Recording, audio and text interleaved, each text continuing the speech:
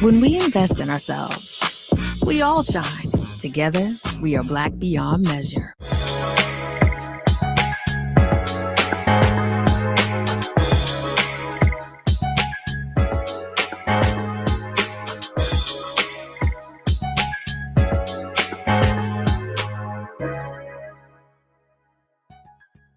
I'm Deborah Owens, America's Wealth Coach, and it's time to get wealthy. You're going to learn exactly what you need to know and do to finally achieve the level of financial success you deserve. The average student loan balance for African Americans is $30,000. The Student Loan Forgiveness Program has been a long time coming. First, the Public Student Loan Forgiveness Program, and now the Biden administration's new program that will forgive up to $20,000 in student loan debt. That's why I'm excited to have back on Get Wealthy to explain it all to us, our financial wellness advocate. But here are the 3 things that you may not know about this student loan program. The first thing is that the Biden Student Loan Forgiveness Program will forgive a maximum of $20,000. The other thing is that your income must be under $125,000, or if you're married or joint income is $250,000. And then finally, you need to be on the watch because those applications apparently will be coming out in October. And that's why this is so timely. Joining me today is Dr. Tisa Silver-Kennedy. She is a financial wellness advocate and has helped over help families pay off over a $75 million in student loan debt. She is also the author of Borrowing While Black. Let's welcome Dr. Tisa Kennedy to the program. Thanks so much for coming on again, Tisa. Thank you for having me, Deborah. It's always a pleasure to visit you.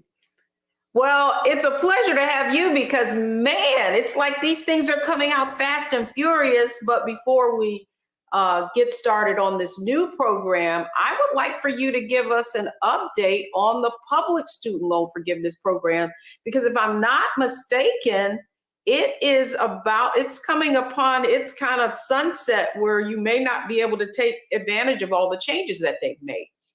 Yes, so last fall, the Biden administration enacted something called the limited PSLF waiver. And the PSLF waiver provides an opportunity for people to gain credit for past payments that would have been rejected under the program's original rules. This waiver is going to expire on October 31st of 2022.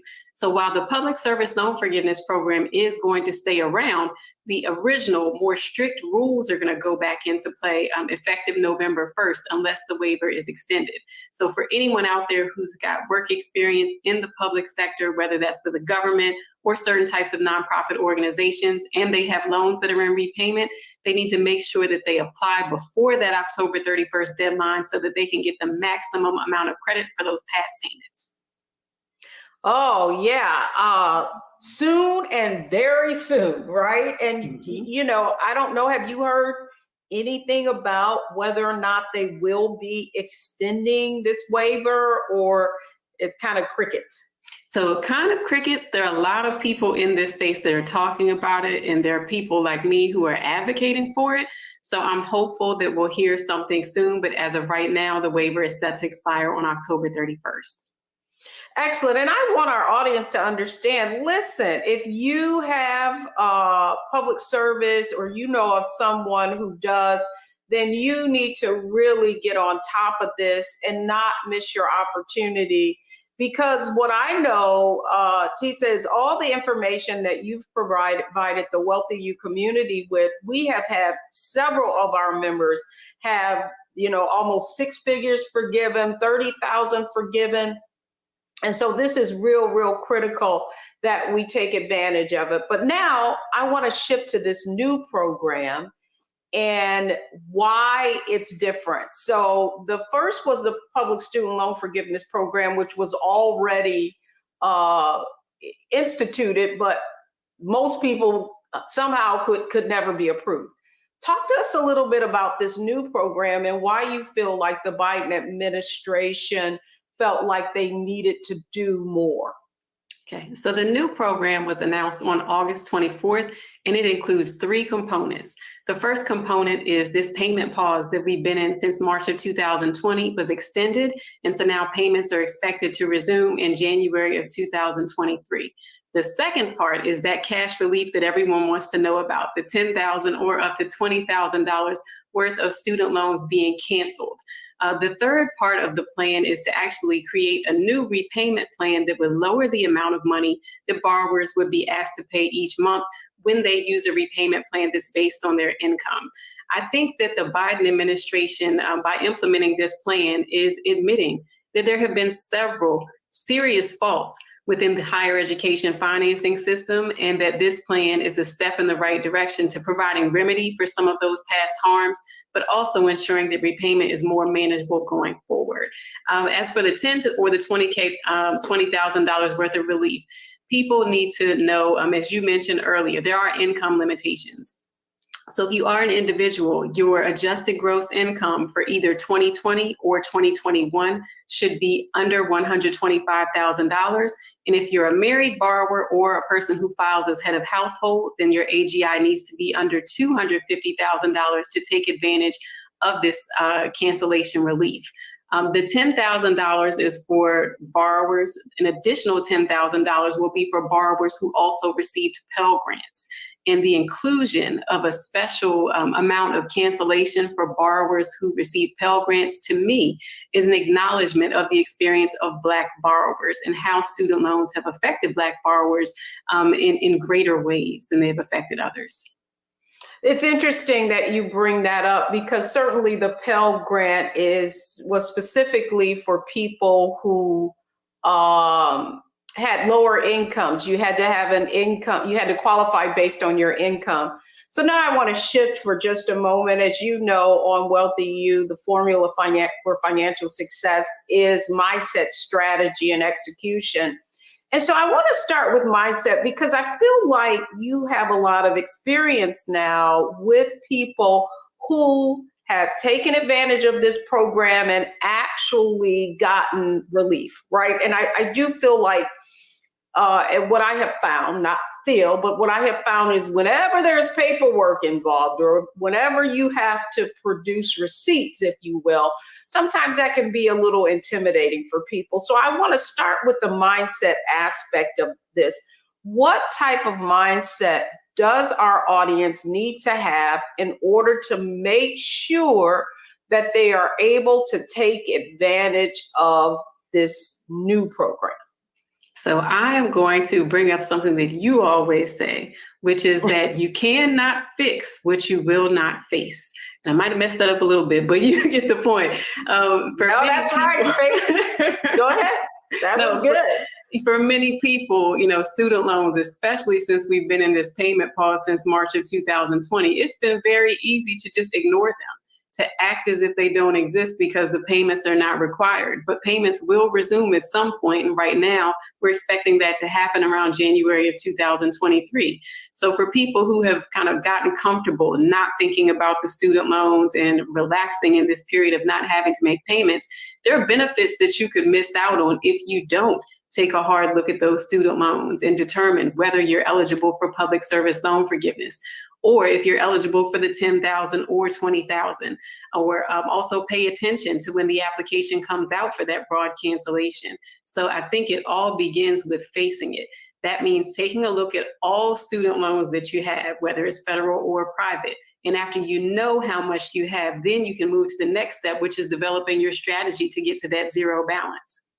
And that's exactly where we're going to go next. However, one of the things, the reason I want to double click on this mindset, and you brought up a really good point, and that is, kind of what we don't see doesn't exist, right? Or, the fact is that you cannot change what you will not acknowledge. And, what we fear and is facing that. And I can recall one of our Wealthy You members who you were able to guide in reapplying really for public student loan forgiveness. She was done, right? She just felt like this would not apply. And yet, through the knowledge that you were able to give her, she actually, and you can look at that past previous Get Wealthy segment, was 95,000, almost six figures of student loan debt was forgiven. And so to that end, you've seen people who have been successful. What is the mindset that they have had that's allowed them to be successful in finding and taking advantage of these opportunities? One thing that they all have in common is that they were persistent. And I told them early on in this process, you're going to fill out an application. It may be months before you hear an answer. You may be told that you've been rejected and you need to file again. And these are people that decided, I'm going to pursue this. I know that I've been working in public service and I'm going to access the benefit that I have earned. So I'd say persistent. They have also not been afraid to advocate for themselves. For instance, when receiving a letter that says you've been rejected for whatever reason, they followed up and asked why. What can I do to rectify the situation? They didn't just accept a no because they knew deep down that this was a benefit that they have earned. And I also say that many of them have relied on faith. Because after you're told no so many times, whether it's via email, on the phone, a letter in hand saying that no, you can't have something, and for sure that you've earned it, there's just a little something extra that kicks in and says, you know what, stick to this. You're doing the right thing. Keep the faith and move on. And those people who have exhibited those characteristics have been the ones that saw their trophies. That's what happens when you've been approved for the program. They logged on, they saw those trophies in their online accounts, and they know that that victory was worth all the headaches. And one of the other things, Tisa, I often say is opportunities aren't lost. They just go to other people who had that perseverance, who had that stick-to-itiveness. And I really feel like this aspect of it is what, after coaching thousands of people, I have learned. And it's sometimes you're facing it. And facing it means really looking at the amount of debt that has accumulated plus interest. And so that's one of the reasons people get paralyzed in fear, is because it can be overwhelming. And so to that end, the next question I have for you is, how do I go about actually obtaining information on all of the loans that I have outstanding and what type of loans they are? Great. So the best place for everyone to go is studentaid.gov. That is the online home of the Department of Education's Office of Federal Student Aid. Once a person logs into that portal, they'll be directed to a dashboard, and that dashboard will show them the history of any federal financial aid they have ever received, regardless of the school, the loan type, or servicer. It will all be included in studentaid.gov. It's also great to go there to verify how much you would be eligible for through that broad cancellation that we talked about, the $10,000 or the $20,000. When you look at that federal aid dashboard, it contains loans and grants. And from that page, a person can see if they were a Pell Grant recipient. And if they were a Pell Grant recipient, that could mean that they're eligible for the additional $10,000 that's been reserved for Pell borrowers. Well, I'm glad you brought that up, because what is the difference between a Pell Grant and just a kind of vanilla federal student loan? Sure. So the big difference is that the Pell Grant doesn't have to be repaid, but because the purchasing power of the Pell Grant has failed to keep pace with the cost of higher education or inflation, many people that received those Pell Grants still had to borrow student loans. So the Pell Grant piece never has to be repaid. However, if a person received a Pell Grant, that would make them eligible for up to an additional $10,000 worth of cancellation, just on the strength of them receiving that Pell Grant, because Pell Grants are reserved for low-income households. Okay, so it's interesting, because I thought about that. I said, well, why would they forgive $10,000 in a Pell Grant when Pell Grants don't have to be repaid? So that means if you received a Pell Grant, that is identifying you as someone who qualified under those income limits. And so as a result, you could get another $10,000 of student loan debt that wasn't a Pell Grant forgiven. Is that what I'm understanding? Exactly. This is just for people who are borrowers who also received a Pell Grant. If someone just received a Pell Grant and didn't borrow any loans, then they would not benefit from this plan because they have no debt to cancel. But again, the Pell Grant, the purchasing power has just gone down. So many people that receive Pell Grants are also borrowing student loans, and this provision will give them some extra help. No, that's great. So the other question I have for you, though, you talked about going to studentaid.gov, but what if I have a private or a personal loan, like many parents took out Parent Plus loans? Are those federal loans, or how do I find out what type of loan actually qualifies under this loan forgiveness program? Sure. So Parent Plus loans are also federal student loans. So when the parent logs into studentaid.gov, that parent will see any loans that they took out for their child. And if the parent took out loans for their own educational experience, they will find those loans inside of studentaid.gov as well. If someone took out a personal loan or a private or alternative loan from a bank or any lender outside of the federal government, then they would need to visit their credit report. And their credit report will contain both their federal debt and any debt that they took out for education that did not come from the federal government. Woo, that's a mouthful. So that's the reason why I wanted to have this conversation, is because those types of convoluted, facts that if you don't understand them, you can become frustrated. And then lastly, the other thing I have is, so let's say I took out a Parent Plus loan and I have my own educational loan. Would I be able to have that forgiven on me personally and also the Parent Plus loan, or just one? So I would encourage people to go to studentaid.gov/debt relief so that they can see the exact provisions of this. From what I've seen, parent loans are eligible, Parent Plus loans are eligible, and student loans that a parent might have taken out for themselves are eligible as well. I do not believe you can double up on the $20,000 on that $20,000 ceiling though. Okay, so they don't call, listen, they don't call me the money lady for nothing, right? I want to make sure people know exactly what type of strategy, which is a great segue because we talked about mindset. Next, we're going to strategy. So you've learned now, you should understand what this program is offering and what, and how to find out what loans that you have qualified.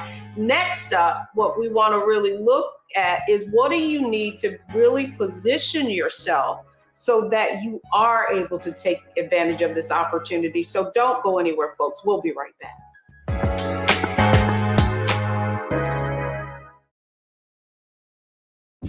When we invest in ourselves, we're investing in what's next for all of us.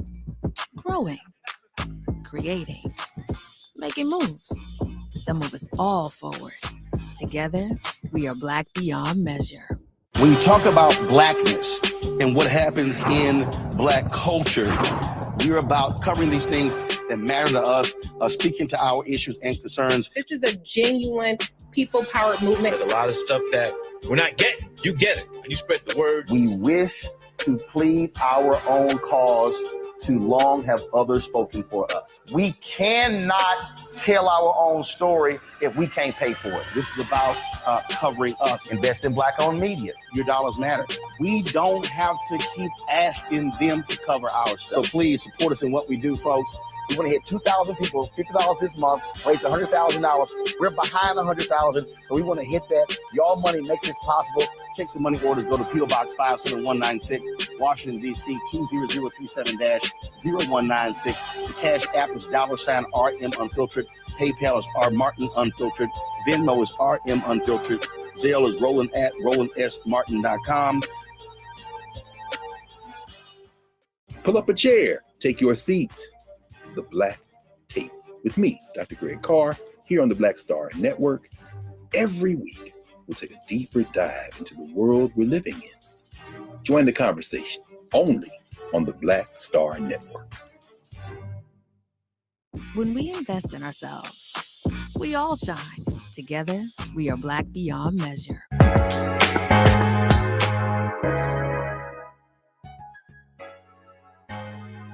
I'm Deborah Owens, America's Wealth Coach, and it's time to get wealthy. And we're talking about how you can get wealthy by reducing debt. And now our conversation is about student loan debt. And you should have heard that the Biden administration is giving some student loan relief. And boy, you need to take advantage. And that's why I'm excited to have our guest expert back talking with us. She's a financial wellness advocate, student loan advocate, scholar advocate, Dr. Tisa Silver-Kennedy. So glad you could join us again. So again, whenever these programs come out, sometimes it can be convoluted. And I know people might have just heard that last segment and said, man, that's a lot, right? So we're breaking it down. So it's not enough to understand a program. You need to understand how you specifically can take advantage of these opportunities. And so my next question to you, really, Tisa, is how do I've gone to studentaid.gov, I see what I have. What are some strategies that I need to take so that I can take full advantage of the maximum of that 20K? What advice would you give? So I would instruct people to do two things. If a person has $20,000 or less, then they definitely need to go to studentaid.gov to verify that they had a Pell Grant, and that entire balance up to $20,000 could be wiped out. For people that have more than $20,000, this is where I want them to think about the Biden administration's relief plan, as well as other programs like public service loan forgiveness and repayment assistance programs that might be offered by their states. In the event that a person has worked for the government or for certain types of nonprofit organizations, part of the strategy must be to apply for public service loan forgiveness before October 31st of this year, because the more strict program rules are going to go back into effect on November 1st, and those rules resulted in 98% of applicants being rejected for public service loan forgiveness. So studentaid.gov is the place to go for the application for public service loan forgiveness. And one thing that borrowers need to do alongside of completing that application is to know exactly what types of loans they have.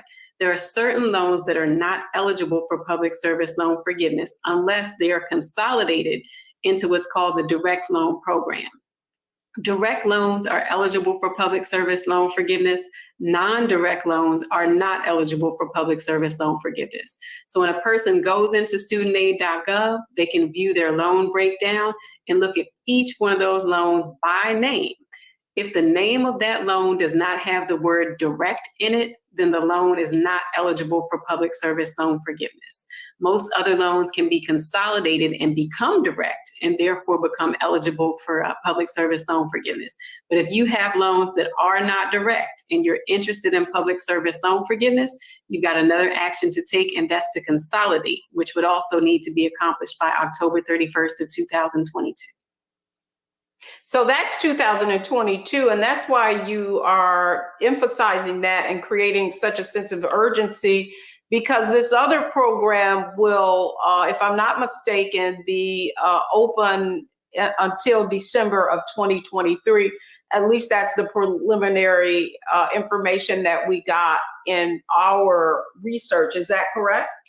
Yes, they're expecting the application to go up next month and remain out there until December 31st of next year.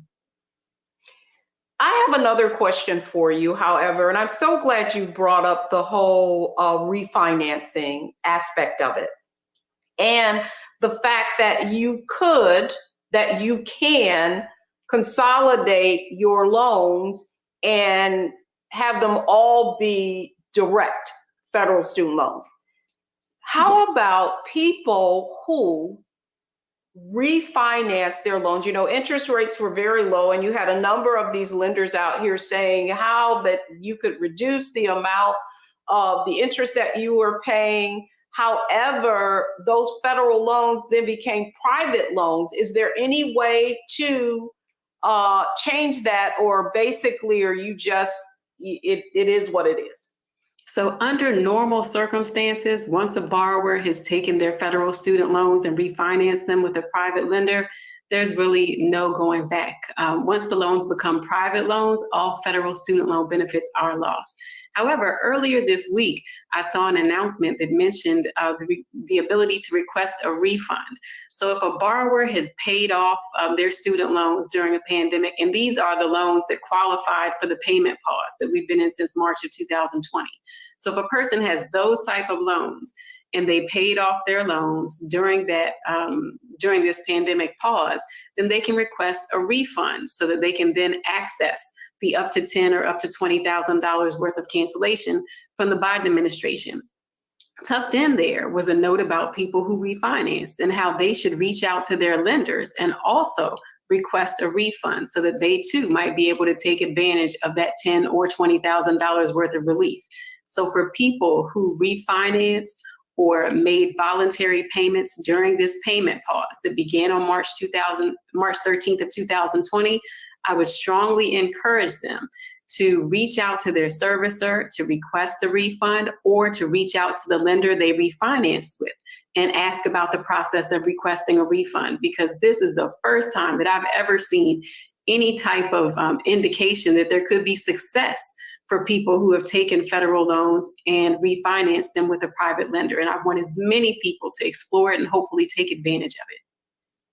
I just want to make sure I understood what you just said. So in March of 2020, because of COVID, student loans payments were paused, right? And Yes. so let's say I didn't pause my payments. I was like, listen, I can't be pausing. I got to pay this off. So I continued to pay. And so that would be over 2 years, 2020 to 2021, and now we're in 2022. And so let's say my payments, and in some case, we know some people are paying almost a mortgage was $1,000, right? So over that time period, I paid $24,000 on my loans. I could request a refund even if I had even from a private lender, even if I had a private loan. So that's do I understand? Yes, that's what the announcement said. If the person had refinanced their loans during that payment pause, then they could request a refund from the private lender. And by requesting that refund, that would then recreate a balance on their federal student loans. And then the person would need to apply for cancellation of the federal debt. So it gets tricky. But if you want the up to $10,000 or $20,000 worth of relief, then I would make the call and see if it's a possibility. No, I'm glad that you clarified that, because the point is, if you had refinanced during this, a federal loan during this period, get a refund, go back, and then you can apply. Woo! Talk about strategy. I hope you're taking this all in, and I hope you're going to continue to watch Get Wealthy, and you may want to run this back over and over and over so that you can really understand what your options are. This is tremendous, Tisa. And so coming up next, what I want to talk about is executing on the strategies that we've been discussing to make sure that folks take full advantage, not only of this new program, but that they don't sleep on this public service loan forgiveness program that really is supposed to sunset, if you will, next month, if I'm not mistaken. What's the date when this will? It's October 31st. Wow.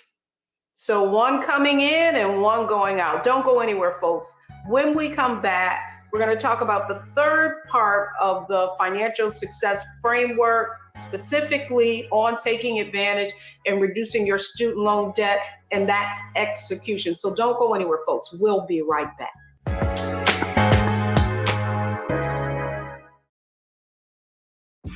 When we invest in ourselves, we're investing in what's next for all of us. Growing, creating, making moves that move us all forward. Together, we are Black beyond measure.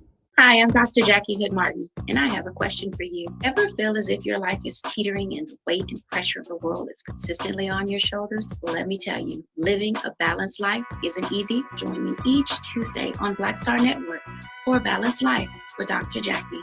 We'll laugh together, cry together, pull ourselves together, and cheer each other on. So join me for new shows each Tuesday on Black Star Network, A Balanced Life with Dr. Jackie.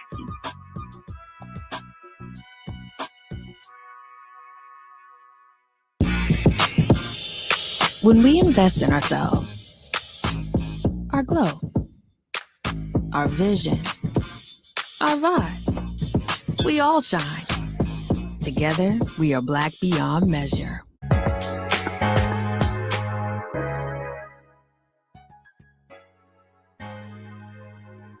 I'm Deborah Owens. This is Get Wealthy, and we're talking about getting wealthy by reducing your debt, student loan debt specifically. You should know that one of the ways you increase your net worth is either by increasing the value of your assets or reducing debt. And that's exactly what we want to make sure you take advantage of with this new program from the Biden administration that allows up to $20,000 in loan forgiveness. And of course, joining me on Get Wealthy is our student loan forgiveness guru. Dr. Tisa Silver-Kennedy is a financial advocate of student loans, and I want to welcome her back to this conversation and now talk a little bit about, okay, execution. right? So we covered a lot. If people are going to take advantage of the public student loan forgiveness and this program, what are the things that they need to do to get the process moving? Okay. So there are two different processes. I'll go through the one for public service loan forgiveness first, since we've got a deadline that's coming up on October 31st of 2022. The first thing the borrower needs to do is log into studentaid.gov and verify their loan types, because the type of loans that a borrower has will let them know their next steps. If there are any loans in that portfolio that are not direct, then those loans would need to be consolidated into the direct loan program, because direct loans are eligible for public service loan forgiveness. Once the borrower knows their loan types, they'll be able to determine whether they need to consolidate. And after they've settled the loan side of this, then they move on to tackle the employment. For people that have worked for government at any level, but also 501c3 tax exempt organizations, as well as some other nonprofit organizations, they'll need to complete the PSLF application to document their employment. That application can also be found on studentaid.gov, and just click on Manage Loans and Public Service Loan Forgiveness.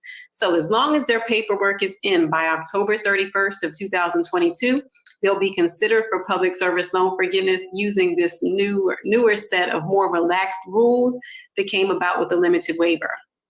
As for people who are interested in the broad relief through the Biden administration's plan, the application for that plan is forthcoming. It's expected to come out in early October. In the meantime, I would encourage people to go to studentaid.gov/debt relief. And if they'd like, sign up for updates related to that relief plan and the application for student debt cancellation, just to make sure that they're staying in the loop and that they can fill out the application as soon as it's made available. Woo, so the point is that, folks, you need to make sure that you get all your ducks in a row. It's not necessarily, I think people, when they're coming upon a pending deadline, they give up. But your point is, go ahead and make the application, and all of that verification can be provided afterwards, as long as you get the application in by October 31st for the public student loan forgiveness program. Now, secondly, though, on this new program, the applications are not even available yet.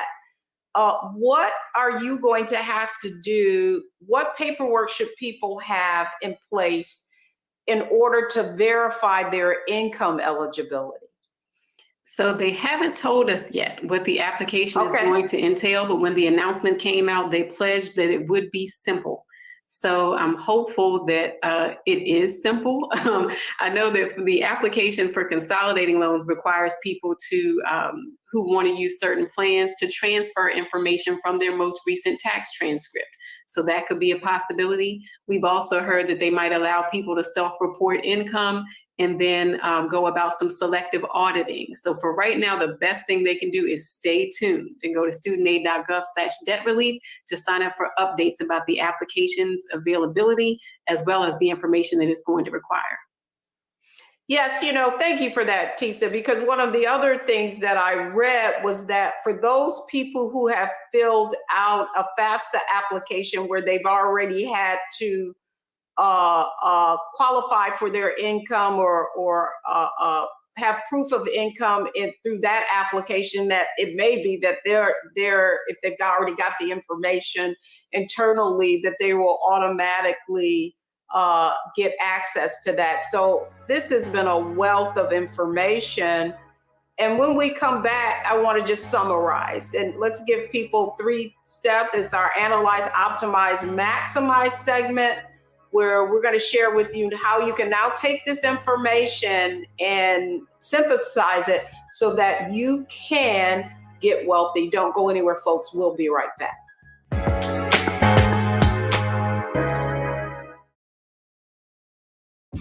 When we invest in ourselves, we're investing in what's next for all of us.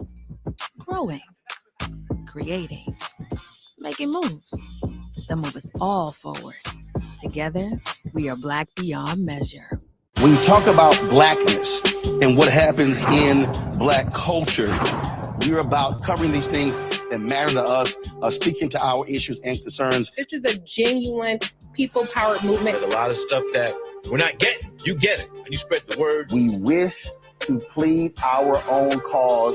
Too long have others spoken for us. We cannot tell our own story if we can't pay for it. This is about covering us. Invest in Black-owned media. Your dollars matter.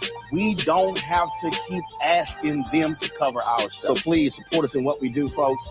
We want to hit 2,000 people, $50 this month, raise $100,000. We're behind 100,000, so we want to hit that. Your money makes this possible.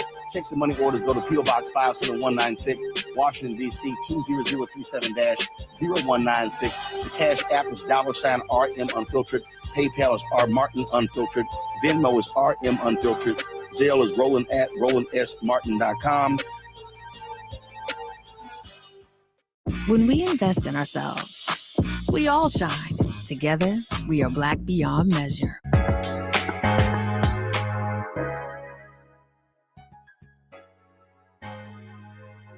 I'm Deborah Owens, America's Wealth Coach, and we're talking about the student loan forgiveness programs where it is essential that you take advantage of them because there are deadlines coming upon us. And here today, giving us all the information that we need has been Dr. Tisa Silver-Kennedy. She's a financial wellness advocate as well as author of Borrowing While Black, and she's been giving us all the information.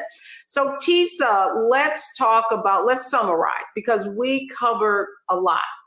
Analyze, optimize, maximize. So on the analyze part of it, what's essential there for folks to do? What's essential there is evaluating whether they're eligible for multiple relief plans. We have public service loan forgiveness that's designed to forgive debt for people who've worked for the government or for certain types of nonprofit organizations. And then we have that broader relief that's available to federal student loan borrowers in the amount of up to $10,000 or $20,000.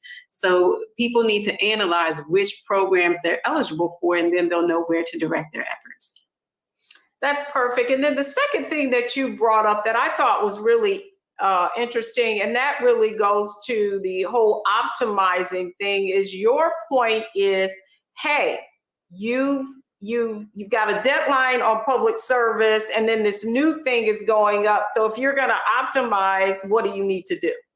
So if I'm thinking about optimization, if I have any past experience in working for the government or for a nonprofit organization, as long as that experience is after October 1st of 2007, I'm completing a PSLF application for every employer so that I can get the most credit for past periods of repayment. If I'm a person who's just looking at the broad cancellation, I'm going into my account to see if I have a Pell Grant, and I'm also looking to see if I made any voluntary payments during that payment pause and trying to get those back. And then finally, maximizing all this information. You have been, at the forefront of really advocating for people to apply for public student loan forgiveness. What would you say, based on your experience, the people who have really maximized this opportunity, what have they done, and what should our audience do? So they have followed through with all of the paperwork. They have advocated for themselves, but they also had to sit down and think about what's next. Once that forgiveness or cancellation comes through, what are you going to do with that money that you no longer have to pay each month on student loans? And don't squander the opportunity to build wealth. So I think that's the key there. You have the opportunity here to take a liability and turn it into an asset. So have a plan for what you're going to do with that money once it's been freed up from student loan debt. I love it. You're talking my language. Assets, liabilities, subtracting them so we increase our net worth, because that's really how wealth is created. Dr. Silver-Kennedy, thank you so much for coming on Get Wealthy. We're going to make sure we put your website out so that people who are available, who want to know more about what their options are, can get in contact with you. Thanks so much for coming on Get Wealthy. Thank you.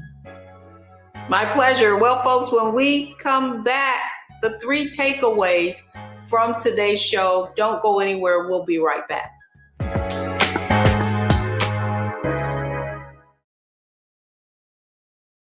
When we invest in ourselves, we all shine.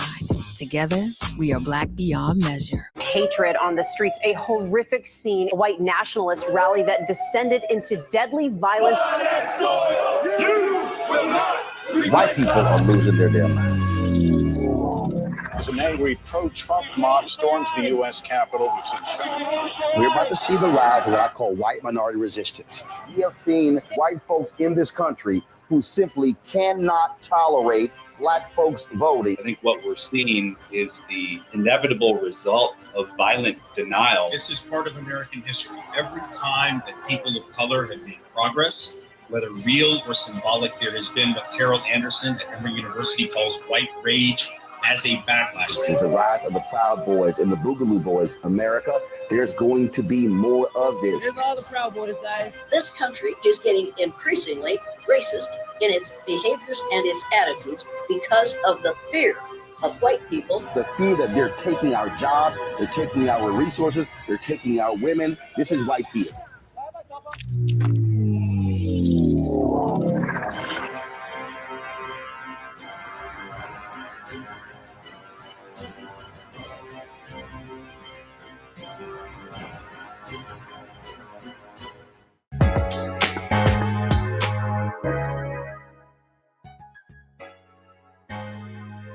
I'm Deborah Owens, America's Wealth Coach, and I hope you enjoyed Get Wealthy today.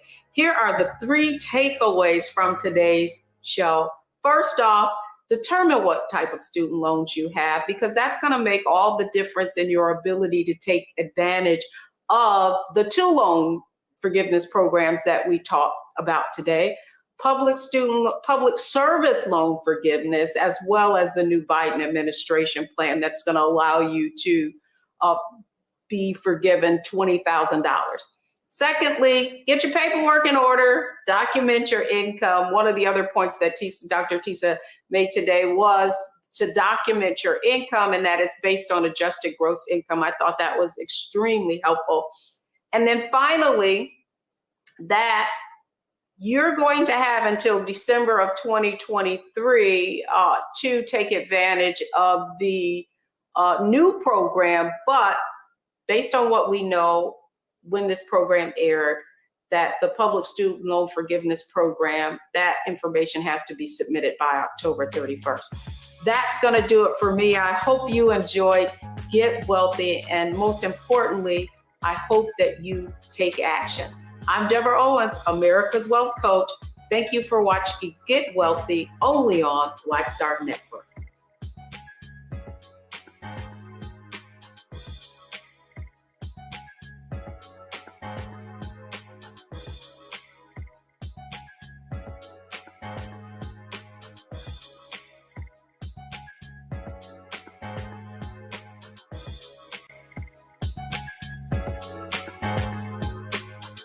When we invest in ourselves, we all shine.